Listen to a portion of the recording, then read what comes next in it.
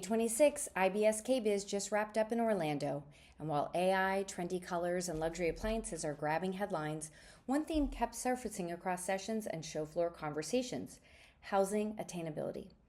Hi, I'm Cati O'Keefe, and you're watching The Week in Sustainability on the Green Builder Media Network. So let's start with the big picture. On the technology side, the home is getting smarter and more electric. As examples, Span showcased its next-generation smart electrical panel, SKS expanded into AI-driven laundry, and Induction ranges dominated cooking conversations. Electrification was clearly positioned as a premium. And indoor air quality? It was everywhere. Smart ERVs, wildfire-ready filtration, automated IAQ monitoring. Smart water solutions? The same thing. But here's the tension. As innovation surges forward, affordability remains under strain. At one of the early sessions in the show, Build Exact, the Farnsworth Group, AARP, and HomeAid tackled the issue head-on under the banner, "Attainable housing means simplifying and giving consumers what they want." The research they presented during this session was striking. Buyers believe an affordable home should cost around $158,000. Let that number sit for a minute. How are we going to get there? The panel emphasized simpler designs, smarter building choices, reducing the friction in the design to delivery process, and leveraging technology platforms like Build Exact to cut waste, improve estimating accuracy, and streamline construction workflows. Advocacy and collaboration were key themes, particularly with organizations like AARP and HomeAid focused on vulnerable populations and aging homeowners. And the affordability conversation didn't stop there. Sam Rashkin's educational session, Cut Costs, Keep Quality, 6 Proven Strategies for Attainable Homes, reinforced that affordability doesn't require cutting corners, and in fact, it requires smarter systems. He put out a number of ideas, including right-sizing homes, simplifying forms, optimizing mechanical systems, reducing unnecessary complexity. You can learn more about Sam's presentation at the Housing 2.0 tab on our website and sign up for his next free webinar on the topic through the Housing 2.0 program. Then came one of the most provocative sessions of the week, Reclaiming Affordability. Convened by Green Builder Media and moderated by our CEO, Sarah Gutterman, the panel challenged one of housing's most sacred assumptions: price per square foot. Here are some of the top-line thoughts from the speakers. Todd Usher of Addison Homes summarized that the dollars per square foot evaluation is a lazy man's arithmetic. Lucienne Pears of Babcock Ranch showed the resilience is affordability. When homes survive hurricanes without damage, well, that's avoided insurance claims and catastrophic loss. John Watson of IAPMO demonstrated how smarter water systems, right-sized plumbing, and leak detection can lower costs and improve performance simultaneously. Amanda Cimaglia of TimberTech said, "We have started to think about engaging specifically with insurance companies to drive awareness to help drive down premiums for homeowners that are selecting more resilient building products to fortify their homes." And finally, our co-founder and president Ron Jones reminded the audience this is about more than housing. It's about hope, about intergenerational stability. It's about dignity. Now, here's where the show floor intersects with this conversation. Affordability wasn't absent from the product releases, but it wasn't front and center either. However, sustainability, which is connected to affordability, was definitely on display. Our editors blanketed the show floor, and here's what stood out to them. I'm going to whip through them quickly, but head to the links in the description to get more information. Fotile showed off its 3-in-1 in-sink dishwasher, a compact, space-saving dishwasher with a high-temp sanitization and ultrasonic produce cleaning that uses less than 2 gallons to do the job. It's perfect for ADUs and smaller footprints. Cosentino's Eclos features zero crystalline silica and heat resistance up to 428 degrees Fahrenheit. Decton Amazonic is carbon neutral, UV stable, scratch resistant, and built for indoor-outdoor durability. And both these products were absolutely beautiful. Westlake Royal's Newpoint Saxony 900 slate roofing is a Class A, fire-rated, hurricane-resistant, energy-efficient cool roof option. It's built for climate resilience and sports new brown tones now that gray has had its 15 minutes of fame. Induction Hardware's all-electric induction ranges is all-electric cooking with Pro Pizza ultra-high heat and built-in temperature sensors. LP rolled out BurnGuard FRT OSB, which is launching this year. It's a fire retardant protection blended through the full thickness of the panel. Dow Tile had haddonstone porcelain tile, made in the USA, VOC-free, hypoallergenic, moisture-resistant, and one of the lowest carbon footprint hard surface options available. Plus, they had this stunning tile-laid mock hot air balloon for photo ops, which was a lot of fun. Evox G3 heat pump system operates from negative 22 Fahrenheit all the way up to 122 Fahrenheit. Exceeds the CEE advanced tier specs. It's extreme climate performance with high efficiency, and it breaks down into pieces for tight installation areas and can be conformed in those tight spaces in multiple ways. Water had a heyday at the show.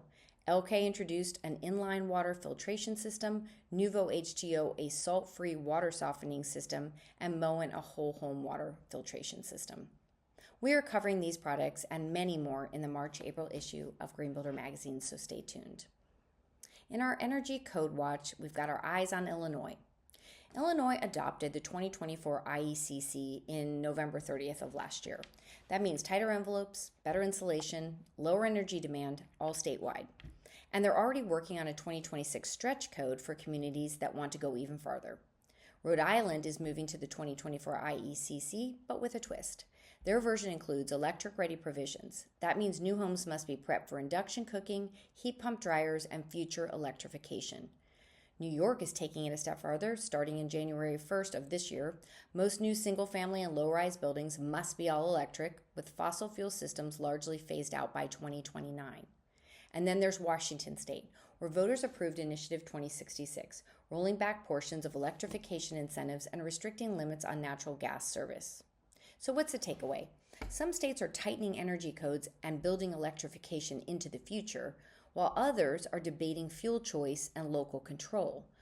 For developers and builders, this means one thing. The regulatory landscape is no longer uniform, efficiency baselines are rising, electric readiness is becoming standard, and all-electric mandates are expanding. And in some markets, electrification is politically contested. Our policy watch this week is about zoning.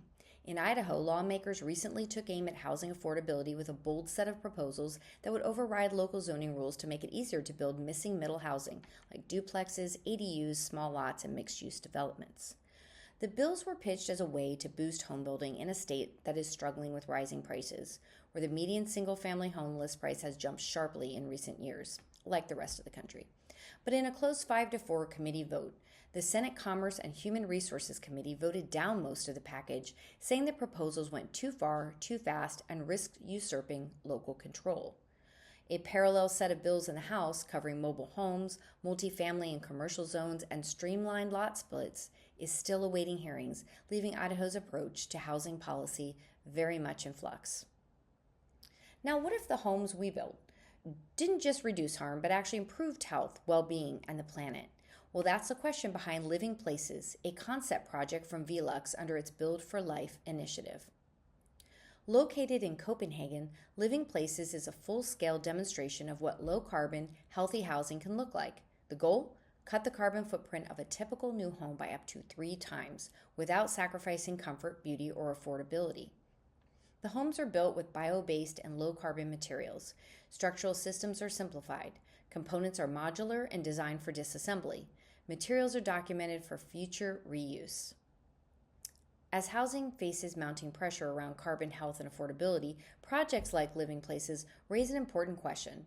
If we can build like this today, why aren't we building all homes this way? Can AI make custom homes affordable? Well, a founder who already tried and failed to reinvent custom home building is back with a simpler idea. Nick Donahue, former CEO of Atmos, has launched Drafted. It's an AI-powered platform that generates custom home plans in minutes. The model is trained on real permit-approved house plans.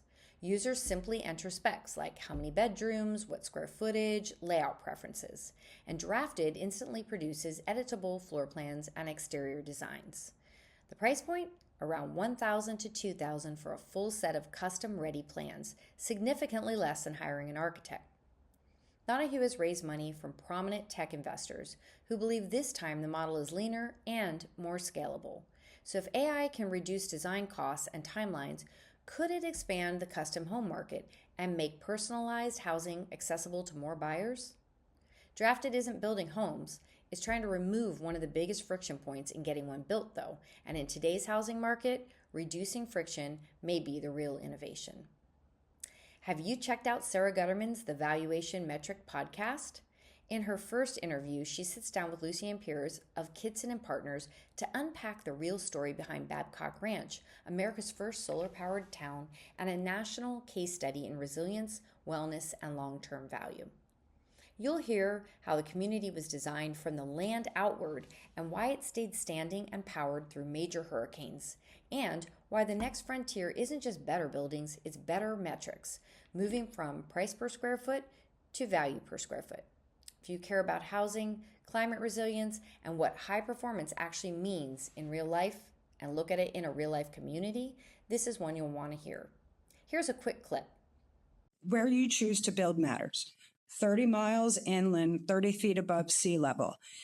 Even with those considerations, every single parcel at Babcock Ranch, whether it's a commercial parcel, a residential parcel, or a municipal parcel, is required to be elevated and secure a LOMAR from the Army Corps of Engineers, which is a letter of map amendment, which then says, we guarantee that our house is built to this modern elevation, which recognizes the risks of a 500-year storm. So there is definitely a certain amount of personal responsibility that has to be borne by both the developer and the homeowner in just choosing type and location of construction. Now, because we were so serious about being storm resistant, we require all of our builders to build to Florida Green Building Coalition standards. Today, the Florida Building Code has really caught up to those standards, but we started construction 10 years ago. So 10 years ago, that was a big difference and a big change that we had to justify to not only the builders and the homeowners. And what that is a long-term approach. We weren't building the homes for the profit. We're not building the town for the profit. We're building the town for the purpose. And when you have that purpose-driven approach and that long-term look at things, then the initial increased cost was nominal over time. I mean, even if it was, and I'm making up a number here, even if it was $1 billion more on day one, the lack of damage, lack of claims, lack of power loss, lack of downtime, lack of inoperable time was eliminated. Our latest cognition hot take shows that access to outdoor living space is strongly correlated with higher homeowner satisfaction and perceived home value.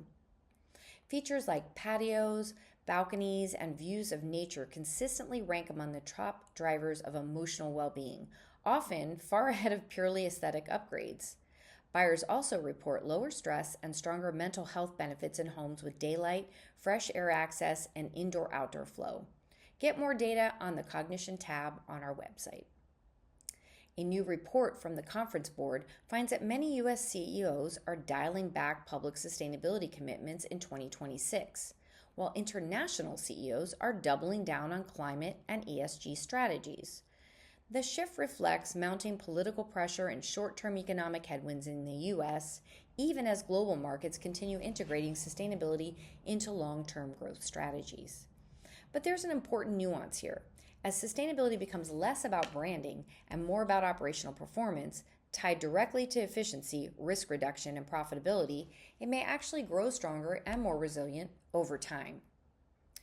CEO Sarah Gutterman says, "It's interesting to see international CEOs leaning into sustainable strategies while U.S. CEOs are retreating, but I do like that sustainability is becoming operational and tied directly to profitability. That's how it will grow in the long term and withstand the headwinds." What if high-performance housing wasn't just for luxury buyers, but for the workforce that keeps our communities running? Our Vision House Hickory Grove project explores exactly that. Located in Hickory, North Carolina, this project challenges the idea that sustainability and attainability are at odds. Instead, it demonstrates how thoughtful design, energy efficiency, and resilient construction can support workforce housing that's healthy, durable, and economically smart. Because teachers, healthcare workers, first responders, and skilled trades professionals deserve homes that have lower utility bills, improved indoor air quality, and that stand up to extreme weather, they don't need homes built just to the minimum code. You can read more about the Vision House Hickory Grove project and why workforce housing may be the most important sustainability story of the next decade on our website on the Vision House Projects tab. Here are some events and reminders. The ResNet Annual Conference is March 17th through 20th in San Antonio. EBA is now accepting presentation abstracts for the 2026 EBA Summit. The session should be science forward thinking, and advanced high-performance building. Go to eeba.org to submit. The 2026 New York State Green Building Conference will be March 5th and 6th in Syracuse. Thanks for listening. This news wrap-up drops every Wednesday. Subscribe, share, and help us grow the Green Builder Media Network. Before you click away, make sure you subscribe to the podcast wherever you listen. And don't miss the daily coverage on sustainability, housing, and what's next for home building at greenbuildermedia.com. Stay informed, stay ahead.